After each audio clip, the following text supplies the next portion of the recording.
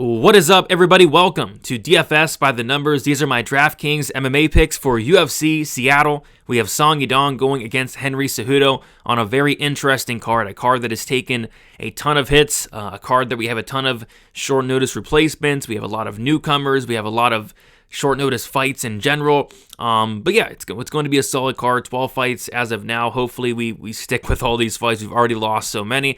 But yeah, definitely looking forward to it and breaking it all down. Before we get into the video, if you guys could do me a favor, like the video, subscribe to the channel, leave me a comment. All three of those things go a very long way and are much appreciated. If you guys do want to support me more, or if you want more content, check out dfsbythenumbers.com. I just posted my Draftkings article. You'll also get the fighter stats, targets, projections, ownership projections, the rankings, the prize picks plays, the lineup optimizer, and much, much more. Check it all out at dfsbythenumbers.com. And also check out prize picks. Right now, if you go to prize picks and use code DFSBTN, you'll get $50 instantly when you play your first $5 lineup. Whether the lineup wins or loses, you'll get $50 free into your prize picks account. Check it out, prize picks, and go get that free money. And yeah, with all that out of the way, I say we get into it, and we're going to start with the fight. Doesn't go to decision lines. We got Mansour Abdulmalik going against Nick Klein, minus 600 for the fight. Doesn't go to decision. And this right here just feels like a Mansour Abdulmalik first-round knockout to me. Maybe second-round knockout. He is the most expensive fighter on the slate, though. So there are some other fighters that I do like quite a bit that are cheaper than him. But yeah, if you can afford Mansour Abdulmalik, I think you're good for a first, like I said, maybe a second-round knockout if it gets there. As far as Nick Klein, definitely a dart throw. He's a guy that is coming in here on short notice. If he can extend the fight a little bit, maybe Mansour is able to slow down and maybe he can get a late sub, but I think it should be Mansour here getting the win. Next, we got Nursultan Ruziboev going against Nick Mechanico. We got Mechanico, 7,000. Ruziboev 9,200. So this is an interesting fight, and I think it's a good fight to target from a DraftKings perspective. So with Mechanico, I think he's going to be the minute winner in this fight, right? Like, I think he's going to be throwing more volume, landing more on the feet. I think he can get takedowns here, but Nursultan is going to be the moment winner. I think if Nursultan's winning this fight, it's probably going to be a knockout win in the first or second round. Mechanico's, both of his knockout losses come, I believe, in round one. So I guess if the durability of Mechanico holds up, I think we have a very live dog here at 7,000, but that is going to be a pretty big if there. So yeah, I think Nursultan, second round upside. Mechanico, if he's able to survive the first round and a half, get this fight extended, get this fight down to the mat especially, I think he's very, very live to win. So I'll be playing both sides, but Mechanico at 7,000, I think is a very interesting pump late dart throw. Moving on, we got Menifield Walker, minus 400 for the fight. Doesn't go to decision. I think somebody's getting served here. Julius Walker, the newcomer, 7,500. Menifield, 8,700. The thing with Julius Walker is he's looking to get the fight down to the ground in pretty much every single fight I saw. I just think it's going to be easier said than done against a guy who's very hard to take down in Alonzo Menifield. So I think these guys are going to be forced to strike, and when they do, it should be Menifield being the better striker and probably getting a knockout here within the first 2 rounds. But it's a light heavyweight fight. Both these guys hit very, very hard. I think somebody's going down. So yeah, I'm personally on the Menifield side, but I think Walker, you can't be ignored, especially with how bad Menifield's been looking his last 2 fights. And the next we got Aslan Kudalaba, minus 350 for the fight. Doesn't go to decision. This is an Ion Kudalaba fight, which means it's got to be targeted. You know, we got Aslan 8,500, Kudalaba 7,700. A lot of monies came in on the Aslan money line throughout the week, making him, I think, minus 170, minus 180 at this point. But yeah, I mean, both guys have paths here, right? Like, the path for Ivo Aslan is taking off Kudalaba's head. And we've seen Kudalaba gas out. We've seen him get knocked out and finish just so many times, right? The path for Kudalaba, and there is a path, would be getting the fight down to the ground. You know, this guy can wrestle.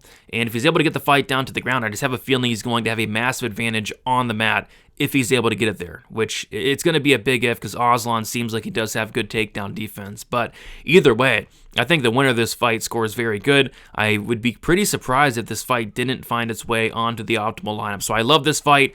Not really confident in terms of who wins it, but going to be playing a lot of it both sides. Moving on to the core plays, we got Gene Silva kicking us up top, 9,500. He's taking on Melsik Bagdasaryan. Gene Silva is a very big favorite on the money line. I think he's around minus 500 at this point. And yeah, I like the spot for him against Melsik. I think the power, the pressure, the pace, the cardio, The willingness to engage with Silva is going to give Melsik a lot of problems. I also think that if Gene Silva decides to wrestle, decides to grapple, he could go out there and probably easily submit Melsik Bagdasaryan. And I just think as the fight goes on, Gene Silva is going to really put it on Melsik. He's going to break him, and I think he gets a finish in the second or third round. So yeah, Gene Silva, I like him.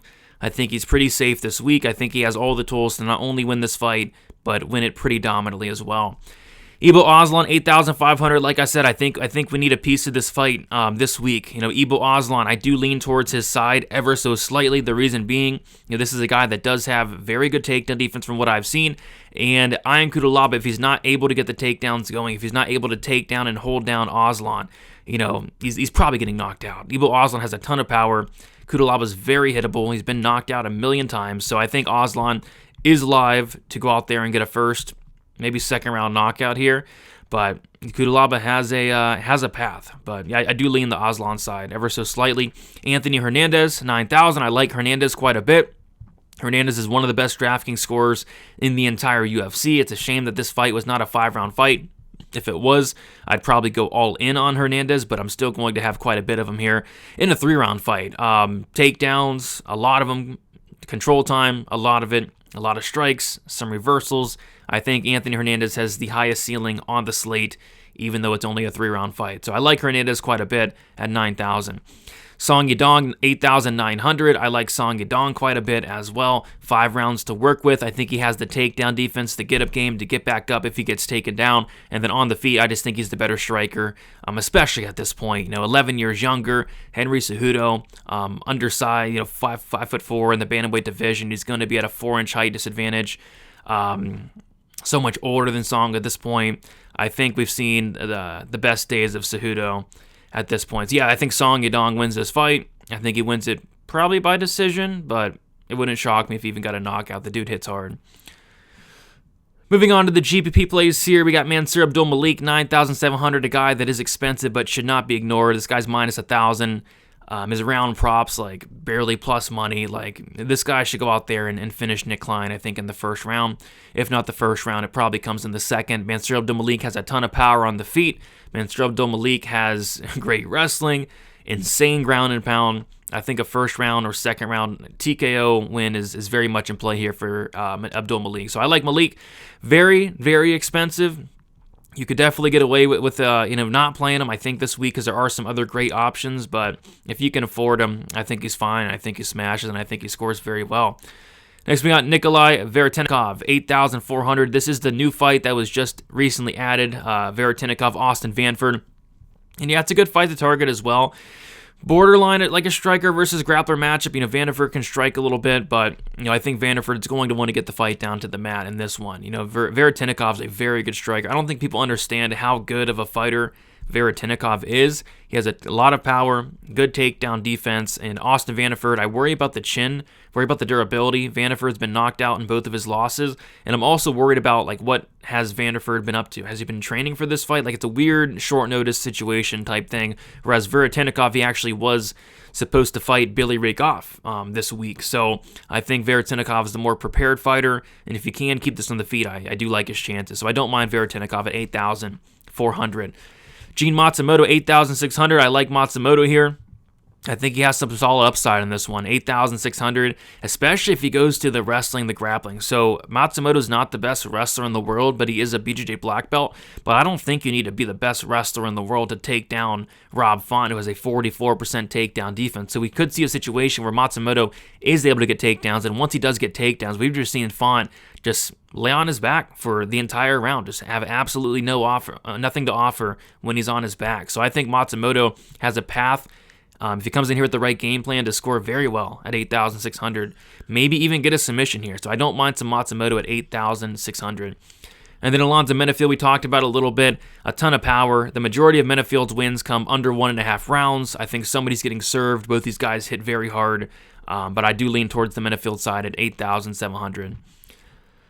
Moving on to the live dogs. Yeah, a lot of live dogs this week, to be honest. Mel Costa, live dog. On Draftkings is 8,000. I think on the money line, he's maybe even a slight favorite now, or to pick him, it's close. But yeah, Mel Costa, I think, is a very live dog. I think it's a very close fight. I think it goes to decision. I like the volume, the output of Mel Costa. I like how he mixes it up to the head, to the body, to the legs as well.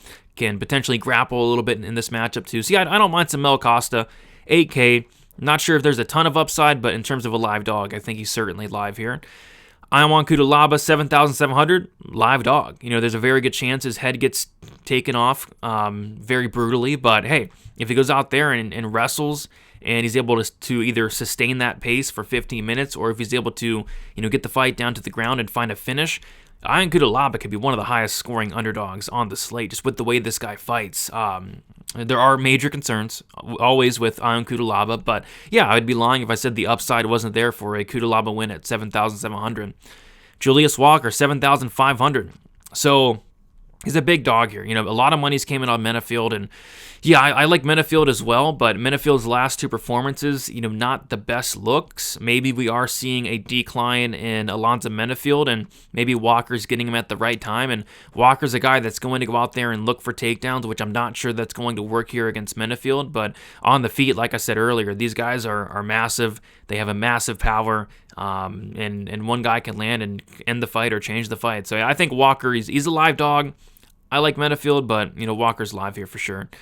And then Ricky Simone, 7,100. I think it could be a close fight here, right? Like Ricky Simone, I'd probably be outright picking him here to win if he hasn't looked just completely off his last 3 fights. But this guy's only 32 years old, so I'm not sure why he's been looking the way he has been looking. I don't believe, and I don't want to believe he's washed or anything. But yeah, his last 3 performances, he looks like hurt or sick, or I don't know what's going on with Ricky. But if we get the best version of Ricky Simone, I think he has a really good chance of winning this fight. So on top of that, like this fight in general just could be close. I think it could be very close, especially if Ricky Simone's able to go out there, get some takedowns, establish some top control. So I don't mind Simone at 7,100, but the confidence in Ricky Simone at this stage of his career is not really there. But he's a cheap fighter, and I don't really want to play Basharat this week.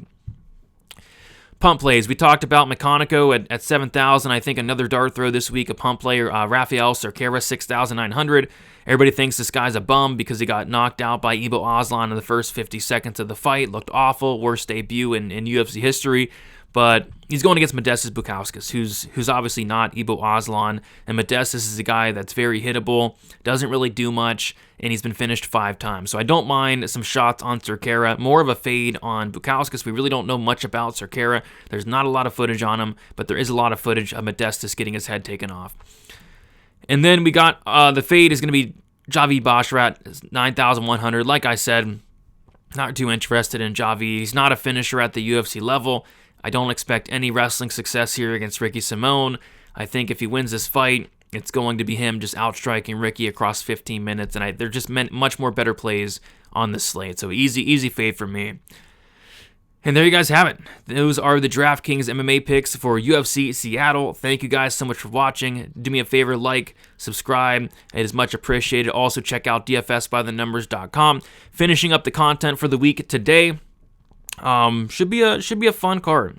Weird card, but should be a fun one nonetheless. So, best of luck, guys. We'll talk to you soon, and see you later.